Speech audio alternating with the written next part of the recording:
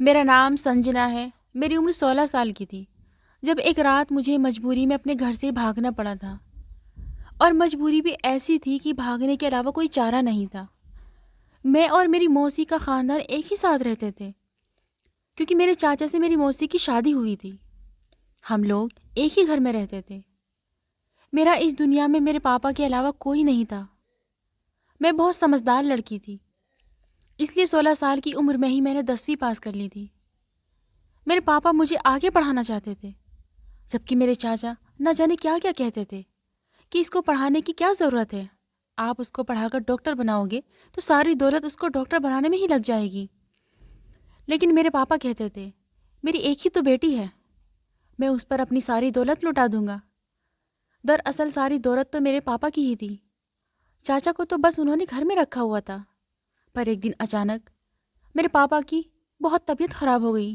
میں ان کو ڈاکٹر کے پاس لے جانا چاہتی تھی، پر چاچا نے کہا کہ ان کو تھوڑی سی چینی اور پانی لا دو، وہ ٹھیک ہو جائیں گے۔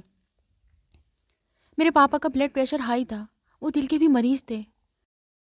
نمک اور چینی نے ان کے لیے زہر کا کام کر دیا اور وہ اس دنیا سے چلے گئے کیونکہ ان کو ہارٹ اٹیک آ گیا۔ میں کہتی رہی کہ پہلے چیک کر لے، اس کے بعد کوئی ٹوٹکا کرے، لیکن میرے چاچا نے کہا تھوڑا سا پڑھ کر آئی ہے، ابھی سے ڈاکٹر تھوڑی نہ بن گئی ہے۔ مجھے یقین تھا انہوں نے یہ جان بوجھ کر کیا ہے۔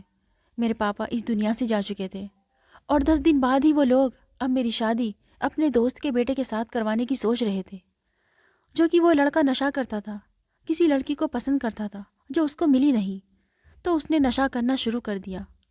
جب میں نے منع کیا تو ان سب نے مل کر مجھے بہت مارا اور کہا کہ شادی نہیں کرے گی تو اس گھر میں نوکرانی بن کر رہے گی۔ ان لوگوں نے مجھ پر 15 دن میں اتنے ظلم کر دیے تھے جس کے بارے میں نے کبھی سوچا بھی نہیں تھا۔ میں وہاں سے بھاگ گئی کیونکہ وہ لوگ زبردستی میری شادی کروانا چاہتے تھے۔ انہوں نے کہا کہ انگوٹھا لگوا لیں گے اس سے، اور کون سی بڑی بات ہے۔ اس لیے میں ایک رات موقع دیکھ کر وہاں سے بھاگ گئی، اور بھاگتے بھاگتے نہ جانے کہاں جا رہی تھی، میں نہیں جانتی تھی۔ آنکھوں میں آنسو تھے اور جہاں تک راستہ جا رہا تھا، جب ایک گاڑی سے ٹکرا گئی، لیکن گاڑی والے نے صحیح وقت پر گاڑی روک لی تھی۔ مجھے زیادہ چوٹ نہیں لگی۔ ایک عورت کھڑی تھی جو بہت ہی زیادہ خوبصورت تھی، چمکیلے کپڑے پہنے ہوئی تھی، ایسا لگتا تھا وہ کوئی اور دیش سے آئی ہے۔ میں اٹھنے لگی تو اس نے کہا کہ اٹھو نہیں، تمہیں تھوڑی بہت چوٹیں لگی ہیں، تمہیں آرام کرنا چاہیے۔ میں نے کہا آپ کون؟ تو اس نے کہا کہ میری گاڑی سے ہی تم ٹکرائی تھی، لیکن میں تمہیں اٹھا کر اپنے گھر لے آئی ہوں۔ اس نے پوچھا کہ تم آدھی رات کو سڑک پر کیا کر رہی تھی؟ میں نے اس کو ساری کہانی سنائی تو اس کی آنکھوں میں آنسو آ گئے۔ کہا کہ مجبور اور بے سہارا لوگوں کے لیے میرا دل بہت دھڑکتا ہے، اور ایسے لوگوں کے لیے میرے گھر کے دروازے ہمیشہ کھلے رہتے ہیں۔ تم اس گھر میں ہی رہو گی، بدلے میں بے شک تم اس گھر کے تھوڑے بہت کام کر لینا، جیسے کہ کھانا پکانا، اس طرح تمہیں بھی کوئی سمسیا نہیں ہوگی۔ میرے لیے تو وہ عورت میری ساری سمسیاؤں کا حل بن گئی تھی۔ میں نے فوراً ہاں کر دی۔ میں 2 دن میں ٹھیک ہو گئی اور اٹھ کر کچن میں گئی کھانا بنانے کے لیے، تو میں نے دیکھا کہ وہ گھر تو نوکروں سے بھرا ہوا تھا۔ کچن میں کھانا بنانے والی پہلے سے ہی تھی، جس کی ایک ٹانگ نہیں تھی اور ٹیبل پر بیٹھی ہوئی تھی، سبزی وغیرہ بنایا کرتی تھی۔ عمر میں کافی بڑی تھی۔ اس نے میرے سر پر ہاتھ رکھا، مجھے بیٹی کہا۔ باہر چوکیدار بھی تھا جو کافی عمر کا تھا، وہ ابھی تک کام کر رہا تھا۔ اسی طرح مالی تھا جو باہر لگے ہوئے پودوں کا خیال رکھ رہا تھا۔ وہاں کل ملا کر 7 لوگ تھے اور 8ویں میں تھی، لیکن اس گھر میں تو صرف ایک ہی عورت رہتی تھی، یعنی اس گھر میں گھر والے سے زیادہ نوکر رہتے تھے۔ انہوں نے پوچھا کہ تم کہاں سے آئی ہو؟ تو میں نے ان کو بھی اپنی کہانی سنائی۔ پھر آخر میں یہ کہا کہ مالکن بہت اچھی ہے۔ انہوں نے مجھے اپنے گھر میں جگہ دی۔ اس بات پر وہ لوگ چپ ہو گئے، کسی نے بھی یہ نہیں کہا کہ ہاں وہ اچھی ہے، جبکہ ان کو دیکھ کر ایسا لگتا تھا کہ ان کو اور کہیں بھی کام ملنے والا نہیں تھا۔ پھر بھی وہ سب اس گھر میں کام کر رہے تھے، لیکن ان کی زبان سے مالکن کے لیے ایک بھی اچھا شبد نہیں نکلا تھا۔ 1-2 ہفتے میں ہی یہ بات سمجھ میں آ گئی تھی کہ وہ اپنی مالکن سے نفرت کرتے تھے، جیسے کہ وہ کھانا بنانے والی بیچاری، اس کی تو ایک ٹانگ بھی نہیں تھی، تو پھر اس کو کام کہاں ملنا تھا؟ اسی طرح وہ چوکیدار بھی اتنا بوڑھا ہو گیا تھا، وہ کسی چور کو آنے سے کیسے روک سکتا تھا؟ وہ چوکیداری کر رہا تھا۔ پھر بھی مالکن نے اس کو کام پر رکھا ہوا تھا، اور صفائی کرنے والے نوکر جو آپس میں بھائی تھے، اس میں سے ایک کو اتنی سخت بیماری تھی تو اور دوسرا بہت زیادہ کمزور تھا۔ ان دونوں بھائیوں کی حالت بہت بری تھی۔ صرف ایک وہ سامان لانے والا لڑکا ہی تھوڑا بہت ٹھیک تھا، لیکن اس کے بارے میں جب پتہ چلا کہ اس کے دل میں بھی سراغ ہے، سارے لوگ تو بہت ہی زیادہ غریب تھے۔ ان کو چپ چاپ یہاں پر کام کرنا چاہیے تھا اور مالکن کا دھنیہ واد کرنا چاہیے تھا۔ آج جیسے ہی شام ہوئی تو مالکن نے مجھے کہا کہ چائے بنا دو۔ میں چائے بنا کر ان کے کمرے میں چلی گئی۔ پھر انہوں نے مجھے کہا کہ میرے پاؤں دبا دو۔ میں خوشی خوشی ان کے پاؤں دبانے کے لیے بیٹھ گئی۔ جس نے آپ کے لیے اتنا کچھ کیا ہو تو آپ کا بھی تو کچھ فرض بنتا ہے، بدلے میں کچھ نہ کچھ کرنا چاہیے، اور میں ان کے لیے زیادہ کچھ نہیں کر سکتی تھی۔ ان کی دیکھ بھال کر کے ہی ان کا احسان اتار سکتی تھی۔ اس لیے میں نے ان کو یہ بات کہہ دی کہ آپ کے سارے نوکر بڑی احسان فراموش ہیں۔ انہوں نے کہا کہ کیا بات ہے، ایسا کیوں کہہ رہی ہو؟ میں نے کہا کہ وہ لوگ آپ کی کبھی کوئی تعریف نہیں کرتے، جبکہ آپ نے ان کو کام پر رکھا ہوا ہے۔ انہوں نے کہا کہ اچھا تو ایسا ہے۔ میں نے کہا کہ ہاں بالکل، اگر میں آپ کی تعریف کروں تو وہ چپ ہو جاتے ہیں اور کہتے ہیں کہ زیادہ تعریف کرنے کی ضرورت نہیں ہے، ابھی تم نئی ہو اس لیے ایسا سوچ رہی ہو، جب تمہارے سر پر پڑے گی جب پتہ چلے گا۔ مجھے ان کے چہرے سے لگا مالکن کسی سوچ میں پڑ گئی تھی۔ انہوں نے کہا کہ ٹھیک ہے، تم چلی جاؤ اور جا کر آرام کرو۔ میں اپنے کمرے میں چلی گئی۔ یہاں پر رہنے کے لیے سب کو الگ الگ کمرے ملے ہوئے تھے۔ یہ بھی کوئی چھوٹی بات نہیں تھی۔ مالکن بھی مجھے سیلری دینے کی بات کر رہی تھی۔ مالکن بہت اچھی تھی۔ میں نے کہا کہ مجھے سیلری کی کوئی ضرورت نہیں ہے، میں بس یہاں پر رہنے لگی، اور مالکن مجھے بھی سیلری دے رہی تھی اور میرے پیسے خرچ نہیں ہو رہے تھے۔ میں ان پیسوں کو جمع کر رہی تھی۔ صبح ہوئی تو میری آنکھ چیخنے چلانے کی آواز پر کھلی۔ میں حیران رہ گئی، یہ سب کچھ کیا ہے؟ یا کسی نے کوئی ٹی وی آن کر رکھا ہے؟ لیکن آوازیں تو گھر کے اندر سے ہی آ رہی تھیں اور سارے لوگ ہی چیخ چلا رہے تھے۔ جب میں اندر آئی تو سامنے کا منظر دیکھ کر حیران رہ گئی۔ وہ سارے نوکر بری طرح درد سے چلا رہے تھے، اپنی کمر پر ہاتھ رکھ کے دھیرے دھیرے باہر جا رہے تھے، اور مالکن کے ہاتھ میں ایک ہنٹر تھا۔ وہ بہت تھکی ہوئی لگ رہی تھی۔ جب میں نے ان کو دیکھا تو میں گھبرا گئی۔ انہوں نے کہا کہ میرے لیے شربت بنا دو اور میرے کمرے میں لے آنا۔ میرے آنے سے پہلے مالکن ان سب کو ہنٹر سے مار رہی تھی۔ مجھے تو یہ سب کچھ بہت عجیب لگ رہا تھا۔ میرے تو پاؤں سے زمین ہی نکل گئی۔ میں نے شربت بنایا اور ان کو دے دیا۔ ان کے بعد جب میں واپس آئی تو وہ سب لوگ بہت ہی زیادہ تھکے ہوئے اور درد میں لگ رہے تھے۔ میں نے پوچھا کہ کیا ہوا تم لوگوں کے ساتھ؟ تو ان لوگوں میں سے کوئی بھی جواب نہیں دے رہا تھا۔ جب وہ نوکرانی جس کی ایک ٹانگ نہیں تھی وہ مجھ پر چیخ اٹھی، اس نے کہا کہ وہی ہوا ہے ہمارے ساتھ جو پہلے ہوتا آ رہا ہے، لیکن اس دفعہ تو تمہاری وجہ سے سب کچھ ہوا ہے۔ تم نے ہی مالکین سے ہماری شکایت لگائی تھی نا، اور وہ ہمیں مارتے ہوئے وہی کہہ رہی تھی کہ اچھا میں بڑی ظالم ہوں، میں نے کبھی تم لوگوں کا خیال نہیں رکھا۔ اس نے کہا کہ تم بھی بچ کر رہنا، جس دن تمہارے سے کوئی غلطی ہو گئی تو تمہارے ساتھ بھی یہی کرے گی۔ یہ بات یاد رکھنا، اس گھر میں غلطی کی کوئی معافی نہیں ہے۔ میں حیران رہ گئی۔ وہ لوگ پہلے تو مجھ سے تھوڑی بہت بات کر لیتے تھے، لیکن اب تو میری طرف دیکھ بھی نہیں رہے تھے۔ میری آنکھوں میں آنسو آ گئے۔ میری وجہ سے ان سب کے ساتھ سب کچھ ہوا تھا، اور میں حیران اس بات پر تھی کہ مالکن نے ان کو اتنی بری طرح مارا، بنا یہ سوچے کہ ان میں سے کوئی بیمار تھا، کوئی کمزور تھا، کوئی بہت زیادہ ہی عمر کا تھا۔ میں نے دوپہر کا کھانا بھی نہیں کھایا۔ میں باہر جا کر بیٹھ گئی۔ جب مالی بابا وہاں پر آئے، ان کو بھی مار پڑی تھی، لیکن وہ میرے پاس آ کر بیٹھ گئے اور انہوں نے کہا کہ بیٹی تمہاری غلطی نہیں ہے، تمہیں پتہ نہیں تھا، لیکن یہ عورت بہت ہی زیادہ ظالم ہے۔ دراصل میں اس خاندان کا سب سے پرانا نوکر ہوں۔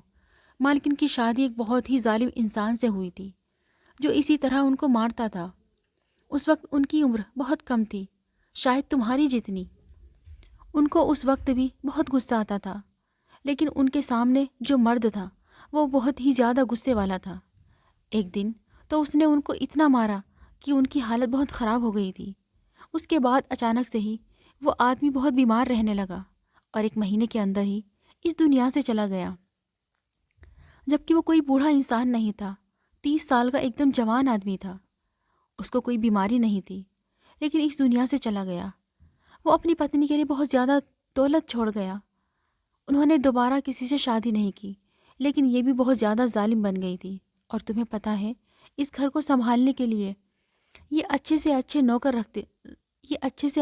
رکھ سکتی تھی، جوان، خوبصورت، پڑھے لکھے بھی، لیکن یہ غریب اور مجبور لوگوں کو ہی لے کر آتی جو بہت زیادہ غریب ہوتے ہیں۔ اپنے لیے وہ کچھ کر نہیں سکتے اور ان کو ایسے نوکر کی بہت ضرورت ہوتی ہے۔ میں سوچنے لگی، مجھے بھی تو اسی طرح اٹھا کر لائی تھی، میں بھی کہیں جا نہیں سکتی، میرے پاس بھی گھر نہیں ہے۔ میں نے کہا کہ مالی بابا، میں کیا کروں؟ میرے پاس تو جانے کا کوئی راستہ بھی نہیں ہے۔ انہوں نے کہا کہ تم ان کے سامنے کسی کی کوئی بات نہیں کیا کرو اور کوشش کرو کہ تم سے کوئی غلطی نہ ہو، تو سب کچھ ٹھیک ہی رہے گا۔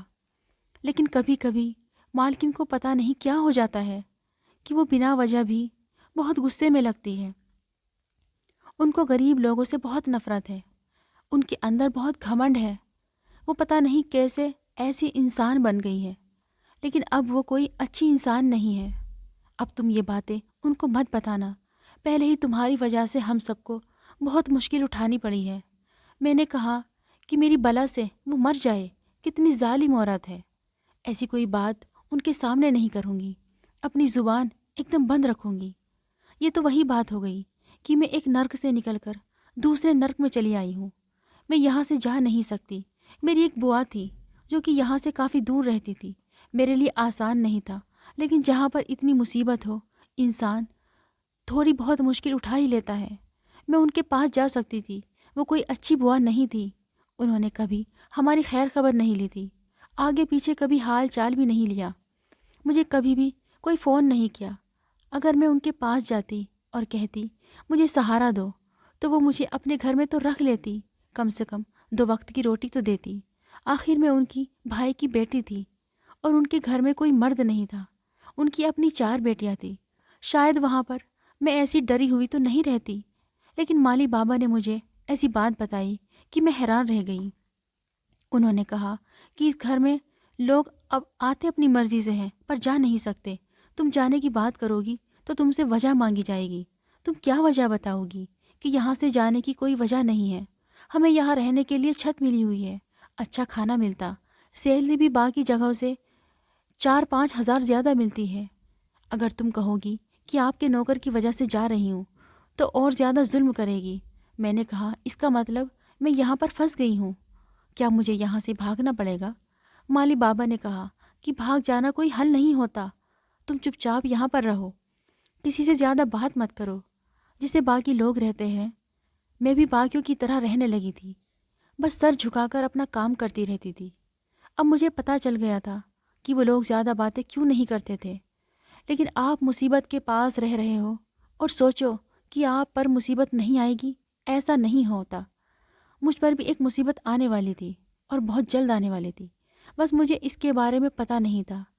لیکن جس دن غلطی ہوئی اس دن میرا کام بھی تمام ہو جانا تھا۔ وہ دن میری زندگی کا سب سے برا دن تھا، کیونکہ اس دن مالکن ہال میں بیٹھی تھی اور میں ڈسٹنگ کر رہی تھی۔ ان کو دیکھ کر اب نہ جانے کیوں مجھے ڈر لگنے لگا تھا۔ میں بہت زیادہ ڈر جاتی تھی، یہ سوچ کر کہ کہیں مجھ سے کوئی غلطی نہ ہو جائے تو میرا بھی وہی حال ہوگا۔ میرے ہاتھ پاؤں کانپنا شروع ہو جاتے تھے۔ آخر میری عمر ہی کتنی تھی؟ اب تو کہیں نہ کہیں یہ بھی سوچنے لگی تھی کہ مجھے یہاں نہیں آنا چاہیے تھا، پر انسان کا پتہ نہیں چلتا وہ کیسا ہے، اور وہ مجھ سے پہچاننے میں غلطی ہو گئی تھی۔ جیسا کہ مالی بابا نے کہا تھا، میں یہاں سے اپنی مرضی سے نہیں جا سکتی تھی، اور اگر بھاگ گئی تو اس میں بھی خطرہ تھا، کیونکہ اگر میں پکڑی جاتی تو پھر میرے ساتھ بہت برا ہوتا۔ میں یہی سب کچھ سوچ رہی تھی کہ میرے ہاتھ سے ایک گملہ چھوٹ گیا تو شاید بہت ہی زیادہ مہنگا تھا۔ مجھے تو ایسا لگا کہ جیسے میرے ہاتھ سے کوئی بم گر گیا ہو اور میں اس کے ساتھ مر جاؤں گی۔ مالکن نے فوراً میری طرف دیکھا تو ایک پل وہ چپ رہی۔ امید تھی کہ وہ کہہ دے گی چلو کوئی بات نہیں، کیونکہ وہ میری پہلی غلطی تھی، لیکن وہ میری طرف بڑھی اور مجھے پاگلوں کی طرح مارنے لگی اور چلانے لگی کہ 2 ٹکے کی لڑکی، تیری اتنی ضرورت کہ تو نے میرے گھر میں نقصان کرنا شروع کر دیا، میں تجھے نہیں چھوڑوں گی۔ اور میرے ساتھ بھی وہی ہوا جو گھر کے باقی نوکروں کے ساتھ ہوتا تھا۔ مجھے ایسا لگ رہا تھا کہ کسی برے سپنے میں پڑ گئی ہوں اور وہ ٹوٹ گیا، تو میری حالت بہت بری تھی۔ میں بری طرح رونے لگی اور میں نے آسمان کی طرف دیکھا کہ میرے ساتھ یہ سب کچھ کیوں ہو گیا تھا۔ اس سے اچھا تو میں اپنے چاچا کے دوست کے لڑکے سے شادی کر لیتی، کم سے کم میرے ساتھ اتنا برا سلوک تو نہیں ہوتا۔ سب نوکروں کو مجھ سے ہمدردی ہو رہی تھی، کیونکہ جو ان کے ساتھ ہوا تھا وہ میرے ساتھ بھی ہو گیا تھا۔ میں بہت زیادہ تکلیف میں تھی، لیکن اگلے ہی دن مالکن کا حکم تھا کہ میں کھانا بناؤں، کیونکہ میں بہت اچھا کھانا بنایا کرتی تھی۔ ان کو میری حالت کی کوئی پرواہ نہیں تھی۔ میں حیران تھی کہ یہ وہی عورت ہے جو اس دن مجھے اتنی ہمدردی جتا رہی تھی اور مجھے کہہ رہی تھی کہ تم میرے ساتھ چلو، سب کچھ ٹھیک ہو جائے گا۔ ہم لوگ یہاں پھنس چکے تھے، یہاں سے نکل نہیں سکتے تھے۔ سب لوگ یہاں سے نکلنا چاہتے تھے، لیکن یہاں سے نکلنے کا یہ مطلب نہیں تھا کہ ہمیں کوئی کام بھی نہیں ملتا اور ہمارے سر پر چھت بھی نہیں ہے۔ اس لیے ہم لوگ یہاں کے بن کے رہ گئے تھے۔ لیکن کیا ہم ساری زندگی اس عورت کے ظلم سہتے رہتے اور ہمارے ساتھ ہی سب کچھ ہوتا رہتا؟ ہمیں اس کی عقل ٹھکانے لگانے کی ضرورت تھی، لیکن یہ کوئی آسان کام نہیں تھا، کیونکہ میری طرح باقی سب بھی اس سے بہت زیادہ ڈرتے تھے، اور اب میں تو سب دیکھ چکی تھی۔ ایک دن تو حد ہو گئی، گھر میں اس سے ملنے کے لیے کوئی آدمی آیا اور اس نے مجھے اس آدمی کے سامنے کر دیا۔ وہ مجھے کمرے میں چھوڑ کر خود باہر چلی گئی اور اس آدمی کو کہا کہ وہ جو مرضی کر سکتا ہے، لیکن اس آدمی کو اوپر والے کا ڈر ستانے لگا۔ میں نے اس کے قدموں میں بیٹھ کر ان سے کہا کہ مجھے چھوڑ دو، میں کسی کی بیٹی ہوں، میرا باپ بہت شریف انسان تھا، انہوں نے آج تک کسی کے ساتھ برا نہیں کیا۔ تو اس کو اوپر والے سے ڈر لگنے لگ گیا اور اس نے کہا کہ ٹھیک ہے، ویسے بھی وہ اس عورت کے بارے میں جاننا چاہتا تھا۔ اس نے کہا تم سے اگر پوچھے تو کہہ دینا کہ جو چاہتا تھا وہ ہو گیا، نہیں تو تمہیں بعد میں اور بھی زیادہ تنگ کریں گی۔ میں نے کہا کہ تم مدد کیوں نہیں کرتے؟ تو اس نے کہا کہ میں تم لوگوں کی مدد نہیں کر سکتا، کیونکہ وہ ایک پاورفل لیڈی ہے، اس کی سماج میں بہت بڑے بڑے لوگوں کے ساتھ جان پہچان تھی، اس لیے سب اس سے ڈرتے تھے۔ کوئی باہر کا بندہ ہماری مدد نہیں کر سکتا تھا، جو بھی کرنا تھا ہمیں خود ہی کرنا تھا۔ میں نے جب یہ بات باقی سب سے کہی تو ان کا کہنا تھا کہ نہیں، ہم ایسا کچھ بھی نہیں کریں گے، یہ عورت بہت ہی خطرناک ہے، یہ ہم سب کو جان سے مار ڈالے گی۔ اگر ہم یہاں سے نکل گئے تو کہاں جائیں گے؟ بھوک کے مارے مر جائیں گے نا، ہمیں کوئی نوکری بھی نہیں دے گا اور نہ ہی ہمارے سر پر چھت رہے گی۔ یہاں تو کھانا کسی بھی طرح مل ہی جاتا ہے۔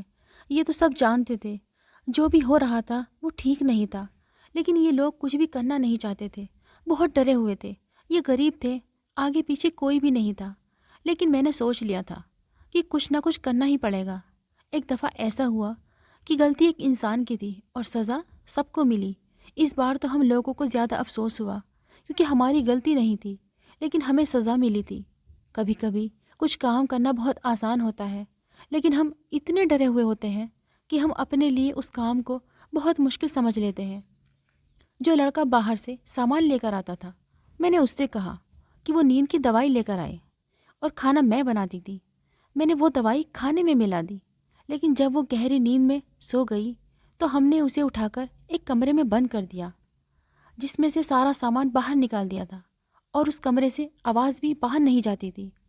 ہم نے اس کا موبائل بھی آف کر دیا، اور میں نے لوگوں کو اس کے نمبر سے میسج کر دیا کہ کچھ دن کے لیے شہر سے باہر جا رہی ہے اور کسی سے بات نہیں کرے گی۔ میں نے اسٹیٹس لگا دیا کہ یہ بات سب کو پتہ چل جائے۔ جب اس کی آنکھ کھلی تو کمرے میں بالکل اکیلی تھی، باہر نہیں نکل سکتی تھی۔ ہم نے اس کو رلانے کے لیے 3 دن تک کچھ نہیں دیا۔ تیسرے دن ہم نے اس کو صرف پانی دیا، اسی طرح چلا رہی تھی۔ ہم نے اس کو کہا کہ تم نے جو ہمارے ساتھ کیا ہے یہ اس کی سزا ہے۔ تمہیں کیا لگتا ہے کہ تم ظلم کرتی رہو گی اور ہم برداشت کرتے رہتے؟ اب تمہاری اوقات صرف اتنی ہے کہ تم اب کھانے اور پینے کے لیے ہمارے محتاج رہو گی۔ اس کے لیے یہی بات بہت بڑی سزا تھی، کیونکہ اس نے ساری زندگی بڑی شہنشاہی میں گزاری تھی۔ اس کے نوکر ہی اس کے سامنے کھڑے ہو گئے تھے اور اس پر ظلم کر رہے تھے۔ ہم نے اس کو بالکل بھی نہیں مارا، اس کے لیے یہی سزا کافی تھی۔ بھوکی پیاسی رہے گی، گندے کپڑوں میں رہے گی، اسے نہانے کے لیے پانی نہ ملے اور کھانے کے لیے کھانا نہ ملے۔ پہلے تو اپنی اکڑ سے ہٹتی نہیں تھی، کہتی تھی کہ مجھے باہر آنے دو، پھر دیکھو میں تمہارا کیا حل کرتی ہوں۔ پر انسان یہ سمجھنا بھول جاتا ہے کہ زندگی سب سے ضروری چیز ہوتی ہے، گھر اور گاڑی دولت نہیں ہوتی، اپنی مرضی سے آنا جانا نہیں ہوتا، لیکن جینے کے لیے سب سے ضروری چیز ہوتی ہے پانی اور کھانا۔ وہ اگر جیسی بھی تھی انسان تھی، اس کو بھی جینے کے لیے یہ سب چاہیے تھا۔ ہم نے اس کو ان چیزوں سے دور کر دیا تو پھر وہ ایک گلاس پانی کے لیے اور ایک آدھی روٹی کے لیے کچھ بھی کرنے کو تیار ہو گئی تھی۔ لیکن ہم اتنے بیوقوف بھی نہیں تھے، اس کو معاف کر دیتے اور پھر اس کو موقع دیتے کہ ہمیں وہ دوبارہ تنگ کر سکتی تھی۔ جب وہ اپنے گناہ قبول کر چکی ہے تو اس کے بعد ہم نے پولیس کو بلایا، اس کے بعد ہم سب نے گواہی دی کہ اس نے ہمیں یہاں پر قید کر رکھا تھا اور ہم پر ظلم کرتی تھی۔ اس کے بعد ہم نے اس کے گھر سے اتنی دولت اٹھا لی تھی کیونکہ ہمیں پتہ تھا کہ وہ پولیس کے چنگل سے بھی جلدی نکل جائے گی۔ ہم سب نے اپنا اپنا حصہ لیا اور پیسہ لیا کہ ہر کوئی اپنا اپنا کاروبار بنا کر بیٹھ سکتا تھا۔ سب لوگ اپنے اپنے راستے چلے گئے۔ سب نے میرا دھنیہ واد کیا کہ تم نے ہماری ساہس اور ہمت بڑھائی اور اس ظالم عورت سے بچایا، نہیں تو ہم ساری زندگی اس کا ظلم برداشت کرتے رہتے۔ اور وہ لڑکا جو سامان لایا کرتا تھا، جس کی عمر 30 سال تھی اور اس کا نام مانو تھا، میں نے اس کے ساتھ شادی کر لی۔ آج ہم دونوں ایک ساتھ ہی رہتے ہیں اور خوش ہیں، اور ہمیں پتہ ہے کہ ہم دونوں اس مصیبت سے بچ گئے ہیں، اس لیے ایک دوسرے کی عزت کرتے ہیں اور ایک دوسرے کے ساتھ خوش رہتے ہیں۔ شاید یہی ہماری قسمت میں لکھا تھا۔ مجھے اپنی زندگی سے کوئی شکایت نہیں ہے۔ اگر آپ کو ہماری آج کی کہانی پسند آئی ہو تو اسے لائک کریں اور اپنے پیاروں کے ساتھ شیئر کریں، اور ہاں، ابھی تک آپ نے ہمارا چینل سبسکرائب نہیں کیا تو ضرور کریں۔